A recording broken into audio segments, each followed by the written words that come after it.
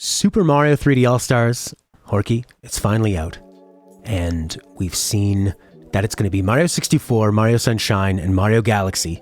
It's out for a limited time, and then we have no idea what they're going to do with it. It costs a full price game, and these aren't remasters, other than Sunshine being finally available at 16:9 ratio, and they say that they're going to be optimized, and you have the ability to play the music. So, what were your first thoughts when you saw this? I was super happy to see Sunshine come out, obviously, knowing how much a fan I am of that game. But yeah, because it's been since 2002 and 3 since its last release. So I was really happy to see that available finally on a new console. But I think overall, I'm not surprised. And I'm sure there's going to be a lot of people who are really, really happy to get a chance to play these games. I don't know that I will be buying it, but I could definitely see the appeal. Yeah, it's the thing with the GameCube is that they were really teasing that for a long time when the Switch was coming out. When people were asking Nintendo, are you going to do the same thing you did with the Wii U, where you have the same shop and you're able to just migrate your games forward? Because I'd be happy to pay. I've already bought Mario 64 on the Wii U, and I bought games on the Wii, and I'm happy to pay a service fee to move the same port over. Right. I was happy for that, but it seemed like with the Switch, maybe the Switch just doesn't have the capability to run this kind of stuff, or they just thought we just don't even have the time and resources to put into it. But it did feel like they were constantly suggesting this, Sunshine's going to come here. We have rumors that Sunshine's going to be on there. I thought there was some stuff with Reggie, and you thought maybe they're going to... There were so many bigger ideas I thought were going to happen.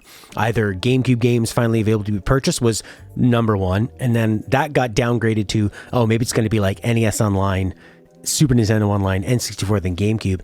And now it's this. And this, I'm pretty disappointed with. I think that it's overpriced for what it is, and it's very confusing as to why is it going away, and it makes me not want to buy it. So, would this entice you, this package? Personally, me, probably not. I've already played these games.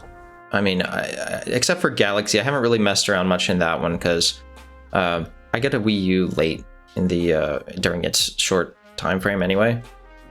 And so, I don't know. I feel like given that I have a capable PC, I'm more inclined to emulate those same games at better quality than whatever they're going to provide on this collection. Absolutely. And now... That's the thing. Like, you had made this point earlier where you think even your phone could probably give a better port than what Nintendo's going to do. I'm sure it'll be a solid port, but it's not going to have any kind of interesting upscaling or anything approaching making it look a lot better. And for me, I don't really need it to look better. How Mario 64 looked when I played it on my Wii U is just fine, and the price point is fine. But I think to charge full price for this, not even to have Galaxy 2 on there, and for me, Galaxy 2 was a lot better. It is nice that Sunshine's going to be available, and, as I'm 36, I started playing, my first game was Super Mario Brothers 1, so there are some people that probably didn't get to play Mario 64 and have maybe been clamoring to play it, I guess, but it's already been out on the 3DS, it's been on the Wii and the Wii U, so I think you had the best point that Sunshine hasn't been available unless you have a GameCube, or you're gonna play the disc on the Wii, or the PC market has done such a great job, the ROM community, of having these fantastic upscaled versions of GameCube games on the PC. Yeah, that's the crazy thing, is there's so much they could have actually done with this. I think it's always, in the context of what they could have done, is what makes it so disappointing to me. Right. So if we're talking an ideal package, if I would have saw this, and if they were offering this, but it was cheaper, maybe half price, or if they offered these games on the store to buy individually. Now, you had raised that point. I don't know if you saw somebody else saying this, but it was maybe... Okay, let's talk about why would they possibly remove this? Because they said this is limited physical availability and limited digital availability. So one... Well, go ahead. I was going to say, definitely, the digital in particular, I think is the is the one to really focus on too. Absolutely, yeah. Because I mean, physical costs money. Nintendo they're frugal. They don't throw their money away on anything willy nilly. But for it to remove it from a store, I mean, it's not like they're trying to pinch pennies on service space. So the idea you had thrown out there was maybe they're going to offer these kind of a la carte on their own. So this is just your one lucky time to buy them all as a bundle, and maybe you'll have to pay more later. Yeah, it's unknown. I mean, they have a few different things they could do. They can sell them individually, but I mean, maybe they have something else up their sleeve. It's yet to be known. I just find it strange that they would announce it so far ahead that they were going to discontinue them without any kind of alternative, for people to kind of count on after that. That's the interesting thing. It makes me feel like they're setting the expectation so that later on they can go, hey, we were totally upfront. We told you. You can't buy this later. So to me, I'm thinking like best case scenario, you can buy them individually and it's going to cost a little bit more and you missed your chance out on buying them as a bundle. Worst case is that they're going to be like free. It's going to be like a new Switch is going to come out perhaps, because we have a whole other generation of consoles coming out, and the Switch is already obviously the least powerful because it's portable. I'm not holding anything against it. So are they going to come out with an updated Switch that maybe includes these games? Are they going to come out with, they're going to roll out another layer of the online service that's going to possibly include these games? I'm worried that there's going to be something where you buy it, and especially if you buy it digitally, and now you're thinking, oh, that was a waste of like a full priced game so I could play these old games that are not really improved at all. Yeah, I mean, I did have one other little thought about it, given the time frame that they have for when they're actually going to discontinue it. They did specify that it's going to be March of next year. And I mean, this is a long shot, but the fact that it's March 10th is Mar 10, right? Mario Day. Oh, so, boy. I mean, I don't know. I mean, I think it's not so far-fetched to imagine that they could reveal something then, because they said it would be available until the end of March. So, right. I think we might hopefully find out more a little bit later. Oh, Orky, I think you really have something there, because if available to the end of March 10th, they could make a huge announcement, and that would be Mario 10. It's not going to be something like, all Mario games we've ever made are free on any Nintendo system you own. It's whatever our most current Nintendo system is, you can play every Mario. No, of course not. Because they realize what they have are system sellers. And you want to buy Breath of the Wild? You want to buy Mario Kart? A Wii U port, basically, that now has battle mode? That's full price, baby. All this stuff is full price. Like all these Wii U ports that are coming through that are games from 2013 are full priced, and there's hardly, what was the thing they added to Donkey Kong Tropical Freeze? It's like banana mode or something? No, they added Funky Kong mode. It's I mean, I guess a lot of these Wii U games that didn't sell very well because of the Wii U itself. Yeah, they feel the need to re-release these things, and Tropical Freeze came out so that you'd actually be able to play it on Switch, but they had like an easier mode so that people who weren't necessarily up to the task of playing as DK or Diddy, they could get through the game pretty easily. Oh, okay. Actually, yeah, interestingly enough, when I heard that there was a difficulty mode was going to be the thing they were adding, I thought for sure it was going to be an extra hard mode. But I guess the Wii U owners were the hardcores. And it's like it's kind of like how they have that golden leaf in some of their Mario titles, where if you have that, then you can just fly infinitely, do all this stuff without having to worry about a lot of the challenges in the game, which, I mean, that's kind of a whole topic in and of itself. Sure. Well, I think that Nintendo, when so Mario Galaxy used to come with an instructional DVD on how to play the game, and it would include things like tilt the joystick to make Mario move, how to telling you how to walk, run, how to jump up, and then practicing like jumping and moving forward. And I feel like when the Wii hit, I would draw the comparison to when Final Fantasy VII hit.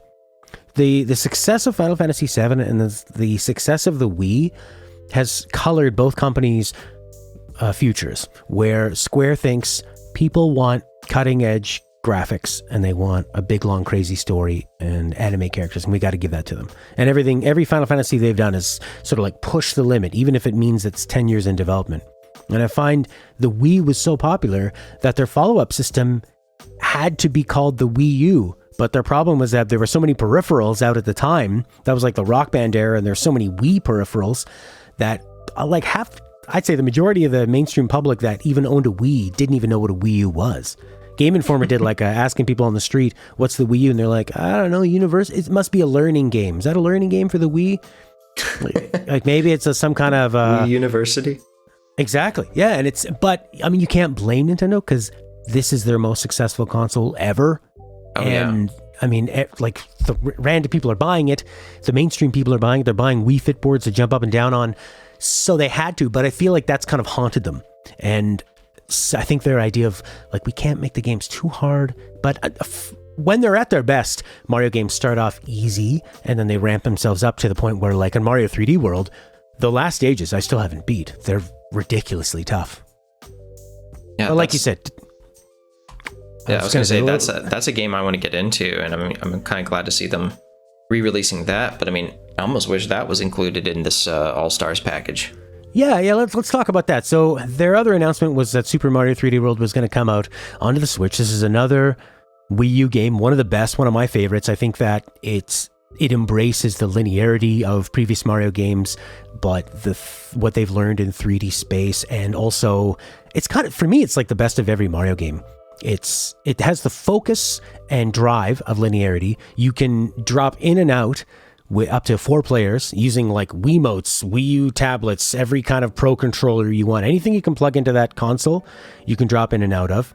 And it's just like seamless, and it doesn't change anything. And it can become very, very difficult, but it has like big spaces to explore, but you never really get lost or feel like you're floundering. And like you said, you can't have that on the 3D All Stars. Like if you want to charge full price, that for me would totally put it over. It'd be like, wow, they're not only going to give you Mario 3D World, but Galaxy 2, Galaxy 1, and all the other 3D Marios? No, that's not going to happen. So 3D World is going to be its own thing. They're going to charge full price, and it's going to have something called Bowser's Fury, which I'm going to assume is going to be another pack of levels, hopefully. But worst case would just be like another mode of how to play it. Or maybe like the secondary player can play as Bowser and they can throw annoying fireballs at you while you're playing. What do you think of that? I hadn't thought about that. I mean, yeah, that would be interesting. I mean, there's probably a lot they could do with that. I was thinking earlier too, though, like when you were talking about I was looking at the sales figures for some of these things. And like Super Mario 3D World, despite you saying like it's one of the better Mario games, just look at how it performed. I mean, and I'd probably want to attribute a lot of that to the Wii U. I think when they resell it, they're going to get a lot better sales figures for this. But I mean, if you look at it, it performed like almost pretty darn close to Mario Sunshine's level of performance. And Mario Sunshine actually sold more units than 3D World. And they're kind of some of the least performing Marios in terms of sales numbers. So for Nintendo to feel incentivized to make this, it's interesting. I mean, I'm sure Super Mario 3D World is a lot fresher than Mario Sunshine, so it's probably a lot closer to whatever modern development practices they've been doing. So it'll be easier to develop more content for. And so that you're able to come up with a big package like Bowser's Fury, where doing a lot for Mario Sunshine probably represented a lot more work. So, I mean, while it is nice to see Super Mario 3D World come to the Switch, I really had hoped that something like that would have come out with this package, because, I mean, that would have tipped me over in favor of buying it, for sure. Yeah, there's nothing in this package that makes me think I have to have that. I mean, they really didn't add anything other than, I guess, widescreen support for Sunshine, which if it's going to stretch the image out in any way, I have no interest in. And I mean, a music player, come on, that's ridiculous. That's something you should have in, like what they did with Final Fantasy 15. Yeah, it's like, and especially any kind of game that has, well, I mean, actually, you're right. Like any game should have a music player in it, should let you play your own music. And especially any kind of game that has a legacy platform, like you should be celebrating that, like we saw with Final Fantasy 15 and Final Fantasy 7, where there's these different versions of the songs from the past. Now, Super Mario 3D World sold I think you've written these numbers down. 5.84 million units on a console that I think offhand the Wii U sold really low, like maybe 12 million. Mm-hmm. So Yeah, that's, I mean, so you've got about like half the people who own the console buying it. Now Mario Galaxy, 12.8 million. I think the Wii sold about over 100 million units. So you've got a much higher buy-in for, and that could just be because there were, I don't know how those numbers work with Galaxy being a packing game. I don't think it ever was. Because Mario 64, the same thing. It had, what did it sell? 11.91 million units. The N64 did not sell very many, although that was a pack-in game as well. Yeah. So I don't know. I'm quite confused at this point. I wish they'd have some of it like a little more granular so I could figure out, how many of these actually were sold with the system, how many of these were sold outside. Because I'm sure, I'm positive, because when I got my N64 as a kid, I definitely did not have Mario 64. That was a game I rented, I think, but it wasn't included after some time point. Like, that would make sense, because when the console launched, they only had 2 games in North America. It was Pilot Wings and Mario, so it would be kind of silly of them to package it in. So I'm probably totally wrong about that being packaged in. But what I did find impressive is that I always assumed Galaxy was way more popular because it was on the Wii, but really, I mean, the N64, Mario 64 sold almost the same amount of copies, 11.91 million. Look at the DS numbers for that. 11 million units. Wow. Just from the DS alone. And that was probably the first repackaging of Mario 64, I want to say. Because they didn't have it on GameCube. And I think the DS was like the successor to that in terms of that. Like, yeah, no, that's a good point. And I think that was sort of, you're hitting that next level. This is sort of like reintroducing the 3D Mario of Mario 64 to the next generation that didn't grow up with it on the N64. So, I don't know, we'll see what they're going to do. It's not that impressive, and it kind of got us talking on Discord about how Nintendo treats their customers. I mean, when you compare it to like what Games Pass offers, PS Now, the online, when I compare my Vita to my Switch, I mean, the Switch is a very sleek machine. It's nice, and I enjoy it for what it is, but there's simple things like I can't use Bluetooth headphones on here. That's a pretty old feature. Is it really going to kill the battery for me to use Bluetooth, or is it going to break your bank to include, I don't know how microchips work, but I know that my Vita has it, and I know that all my other portable devices have it. The original Famicom had it. Oh, it had the microphone. Yeah, you were saying that on the Japanese controller. Yeah, stuff like that. So like the Switch doesn't have that. The microphone, it doesn't have just the Bluetooth. They recently got YouTube. There's just like, you can't really browse on it. It's it feels very limited, and I understand that they're trying to pack a serious amount of performance into a small handheld thing, but it does feel like Nintendo has just been, do you think that they've been offering less in the last bit, or have they just always been like this? I mean, probably a little bit of both. I mean, I think they've always to some extent been that way. Just seeing how they, they're so slow to adopt online access in the first place. Yeah. It's just, I don't see it being a very surprising aspect of Nintendo in general. But, and I think going forward, like this year in particular, given that it's 2020 and we've had all these problems going on, I don't see that really letting up until at least next year. No. And something I've noticed with games and technology is it's all about timing. And if you think of Sega on one spectrum of, we're going to go with everything before it's even ready. We're going to launch peripherals. We're going to have the first CD-based console, not counting PC, but we're going to have a Sega CD, and it's really not ready, and the full motion video looks like crap, and it's going to fail, and Sega's just kind of like the Dreamcast had the dial-up internet if you wanted to play football games online, which is impressive, but like really to play 60 frames per second sports game on dial-up, that might pass for, say, Phantasy Star Online RPG, but Sega killed themselves in the console market by pushing everything before it was ready, whereas Nintendo they sort of take a step back and they wait probably too much, whereas you saw Sony and Microsoft get involved once you had the ability to use broadband, with Xbox Live and the PS2 network adapter.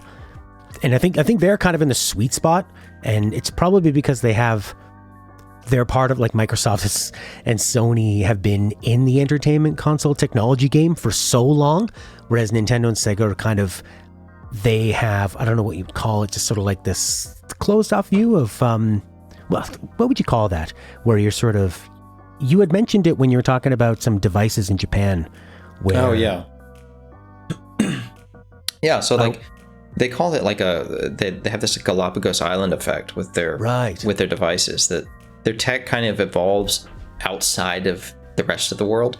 And so you end up with these weird phones that they'll have weird concepts, like weird shapes. They'll have, I remember when I was living in Japan for a little while, I knew somebody had one that has a TV tuner built in, and like, it's just weird, especially at that time, which was like about 10 years ago.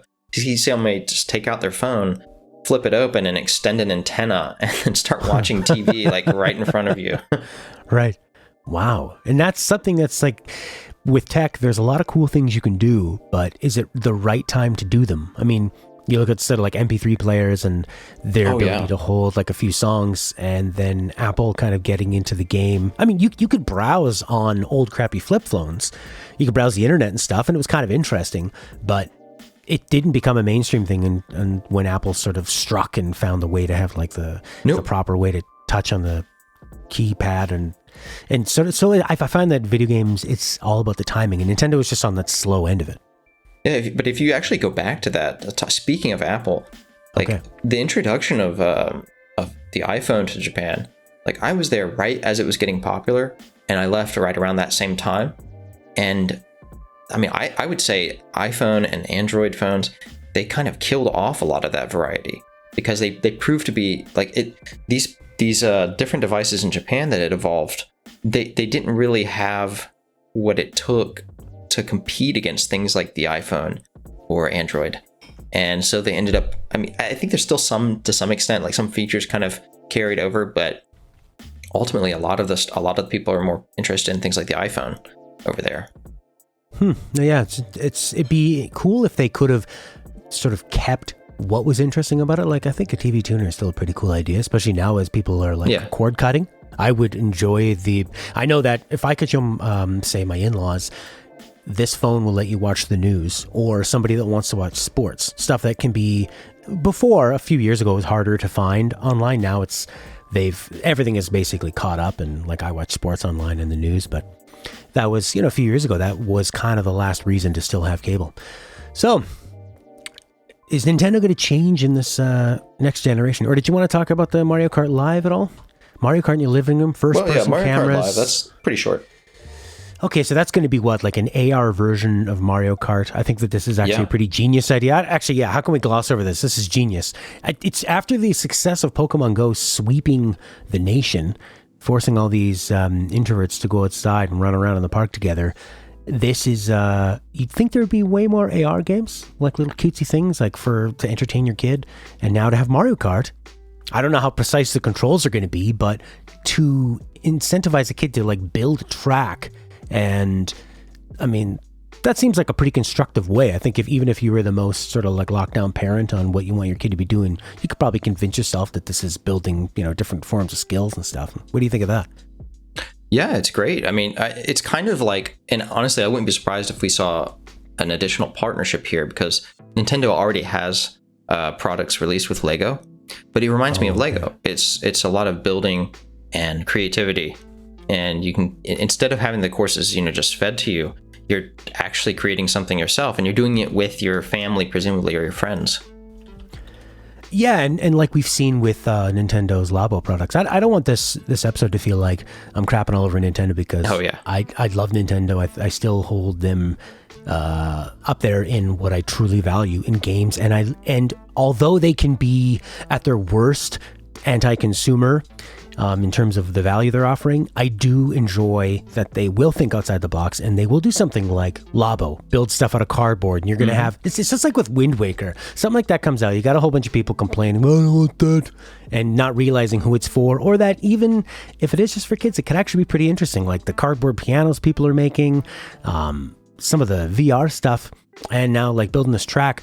these are really great ideas, and they're actually pushing the medium forward in ways of like interacting with it in different ways. And that kind of stuff is, I think is just not around enough in this age of media being so safe, whether it's with the kind of movies that are put out and the kind of games that are like very safe, homogenized, especially if they have a AAA budget or remasters, to like come up with that kind of idea of just build this track, use your phone and do it that way. Yeah. I mean, the only thing I get a little bit wary that they're going to sort of forget about this stuff a little bit later, because I mean, you bring up Labo, but like I don't remember seeing a lot of like major Labo stuff in the recent past. I mean, maybe that's partly because of all the problems we're having right now, but it just, I don't know, it just feels like some of that stuff is going to just get left by the wayside. And I feel like you could eventually see the kind of same thing with Mario Kart. I mean, I think they need to make sure to actually keep going with it. If it's popular, keep doing it, you know? I mean, I'm already, my imagination is driving when I think of like, there's just so much possibility you could do with that, and like the customization and the way you could possibly race with your friends. Can you connect up in ways? And it just seems like just a wholesome, but it's an interactive type of edutainment in a way that I think is pretty smart. So, but how are they going to move on in the next generation? I mean, you had mentioned that they're a really traditional Japanese company, and you have some experience with Japan, and so how do you see them compared to, say, Sony or Microsoft with this Japanese influence? And I know Sony's a Japanese company as well. Yeah. Well, I mean, Sony itself, I think, has enough of an international presence that I feel like they've kind of already adapted a little better. And you could argue that Nintendo was pretty international as well, but I mean, it's just, you see the things they do, like with their online services and all of that. It kind of, it doesn't encourage me to believe that they're going to adapt very quickly, and that they must still have a lot of these management structures, this chain of command that's extremely rigid, absolutely no flexibility involved. Well, you know what is slowing down the the management decisions in Nintendo Japan is that they make everyone there communicate using that Splatoon phone voice chat headset. Oh God. We didn't even mention that. Like when you're talking about, this is like, it's a problem that's been solved, and I understand you want to do things differently, but it just makes me feel like, did you guys skimp on adding any kind of voice chat to the Switch to like keep costs down? Does every kid have a phone? I mean, it's just, that seems like a pretty presumptuous thing. Like this idea that they have to have a phone in order to do voice chat. I mean, I don't know if you can use your computer or anything else to actually load that up, but it's just so, I mean, talk about accessibility of stuff. They're on the opposite end of that in most cases, I'd say. And I guess they like, best case scenario, you're looking at this saying, well, they're protecting the children. We can't have the children going online and being able to talk to strangers. And it's like what they had with the friend codes. That was just this ridiculous, archaic way of doing something that could be done so much easier. But I mean, you could have parental controls, and you could disable the voice chat on the microphone and not allow your kid to talk to anybody that they don't know or that you haven't approved. All this kind of stuff, like parenting, that can work with the console. What it makes me, when I hear that, and when you know that it's possible to do on just about any device of that size, it makes me feel like they just skipped that when they were doing the R&D and they were drawing up, what do we want to do with this? Where do we want to put our resources? They just swiped, never been on Tinder. They swiped whatever way is the rejection of a lot of these features. Like, voice chat, we'll figure it out later. Well, when they added, wasn't it in like, it was after, like, it almost seemed like the announcement of Nintendo Online itself, didn't that come pretty late? I mean, that was quite a bit after. Right at the announcement of the Switch, when they were launching it, they talked about it, but then they're like, it's not available until, at least a year, or like, it ended up being like a year later before they even had the online functionality there. So yeah, I don't think it was part of the design in the first place either. Yeah, or maybe they just thought, we need to figure this out later on. The Nintendo Switch Online service launched 2018, September 19, and it was in beta for a while where it was free. It's like they didn't even want to they didn't even want to like make you pay for it just in case it didn't work. So I think moving forward, they're probably going to be mostly the same. I don't really see any incentive for them to become more North American, and you kind of have to. I've just learned to take the good with the bad, and learn to see something like this package of Mario 3D All Stars and not jump on it. I've played them before. There's nothing new here, and I kind of have a feeling they're going to be available in sometime in March 2021 in a different way to access them. I do think, though, I mean, it's really going to depend, though, heavily upon, because like Nintendo's suffering right now in 2020, that you're pretty much only going to see, as far as I've heard, a lot of rehashed content, basically remasters, reproductions, just re-releases, ports of old games to the Switch. And I don't know how that's going to impact them, you know, for their plans for all their other content, all their other games that they want to do. But if you light that fire underneath them, they might be forced to, you know, take some kind of drastic measure. So I would be very interested to see how they react in the following years. I certainly would hate to see them go the way of Sega, where they just become a software publisher. Okay, let's talk about that. If Nintendo, because they make great consoles. Yeah. I mean, the NES, Super Nintendo,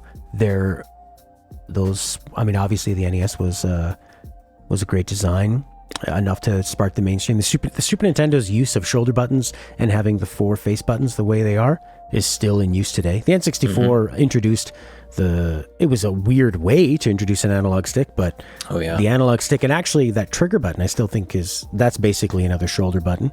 So yeah, their hardware has been fantastic.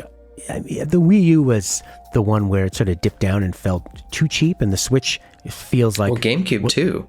GameCube kind of suffered a little bit, and right. The Wii was what pulled them a little bit out of that hole, and then you kind of had the same thing with the Wii U, and then the Switch again pulling them out of that hole. So, and if you look at it now, the GameCube is the last time they tried to be really powerful, where in some ways the GameCube was more powerful than the PS2, although it had the small discs.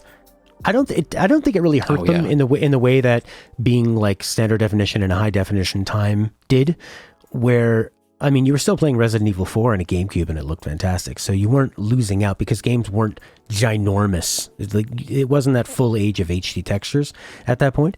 But the GameCube was super powerful and people yet looked kid friendly, which was nice. I mean, it had the 4 controller ports. You could pick the thing up. That was useful. And then the Wii was super casual, really popular. The Wii U tried to bring that hardcore audience back, promising, we're going to have Mass Effect on here. We're going to have hardcore games. This is a zombie game where you got to look in your backpack on your Wii U tablet. But didn't sell. And then the Switch, I guess you could say, kind of hits that sweet spot of like casual enough that you can play this portably, hardcore enough that you can play really interesting PC ports, like all this cool indie stuff. I think a Switch is definitely one of the best things they've ever done. Although I've heard some terrifying problems of people having with the Joy-Cons crapping out. The drift. Yeah, the drift is pretty scary. It hasn't happened to me yet, but I'm pretty wary of it. But moving forward, are they going to make a more powerful Switch? We've seen that they did that with the 3DS and the new 3DS, like same hardware, but just more powerful so you can kind of keep up. Are they going to veer away from portability? Are they going to do something like another home launch? Because I mean that could be really different. I don't know how people would react to that now. Okay, so I'm thinking they're going to stick with the portability because the Switch has been really, really popular. And the only other model we've seen since then has been the one that's now only portable. But I could see them coming up with a home version, maybe splitting it up where it's like only a home version for the people that just want to play at home. And it's it's almost like a Fire Stick kind of thing, like a dongle you plug in and there's no screen, there's nothing. It's the bare minimum, but it runs Switch games. Or if they made a more powerful home console and then the Switch became its 3DS. But I just think it feels like they're completely all in on the Switch and it's going to take over everything. And like, there's not going to be a 3DS. There's just going to be a full portable version for your kids. And the base model, like, it kind of seems detrimental to start splitting up their their game base right now. Yeah, I mean, I would agree. It's kind of a backhand to people who already who want to buy into one system but don't necessarily have the means to get the other. And yeah, if you create exclusivity like that, I feel like you're gonna make people angry, at least at some level. Yeah, because like when the Game Boy came out, it was just a totally different platform, and when the DS came out, again, they were just different than what you were doing. They just were nowhere near the same level of power. So that was fine. And then when the 3DS came out, it was playing DS games, and the DS was playing Game Boy Advanced games. But now that it's big, I mean, when you could play Doom 2016 on a Switch and Rocket League and a terrible version of The Witcher, which is a worse example, I think that's the really impressive part. Because for the Wii U to be less powerful, but all you can do is play it in your bathroom if you happen to have the console fairly close to your bathroom, that's not that impressive. But to lose that sort of like upper end AAA super modern fidelity to be able to play portable is pretty interesting. And it works with Nintendo's idea of, with Breath of the Wild and Splatoon may be done with less power, but they still look amazing. Like, you don't look at those games and think that they're nothing less than beautiful. Yeah, Nintendo plays to their strengths in that way. I mean, you mentioned earlier a little bit about like game sizes growing up, and that's actually a legitimate problem for distribution of the content and loading it in the system itself. Nintendo doesn't really.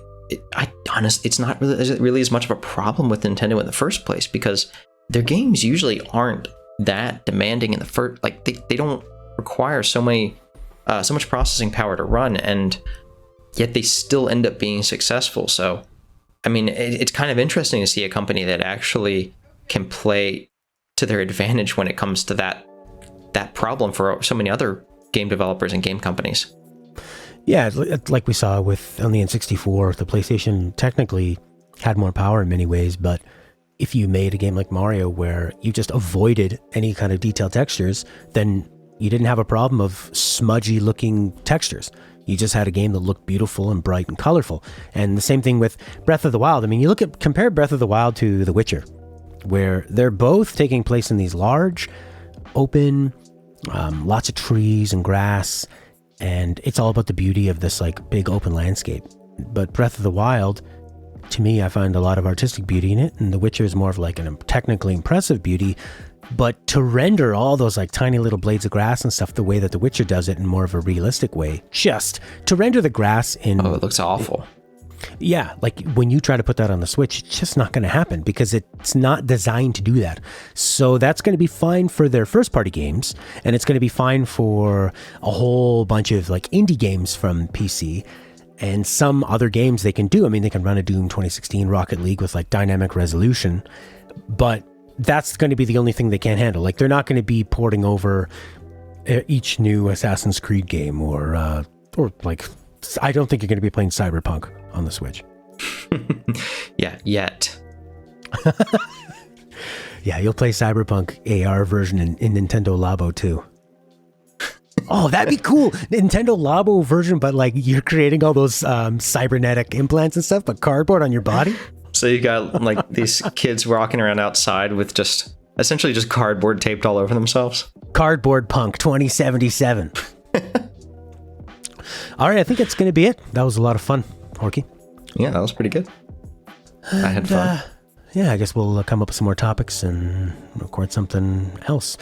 If people want to leave any of their comments, you know how YouTube works and podcasts and stuff, leave any of your comments, and if they're interesting and pertain to the next episode, we can read them out on that next episode and react to them. Oh God. There's my reaction.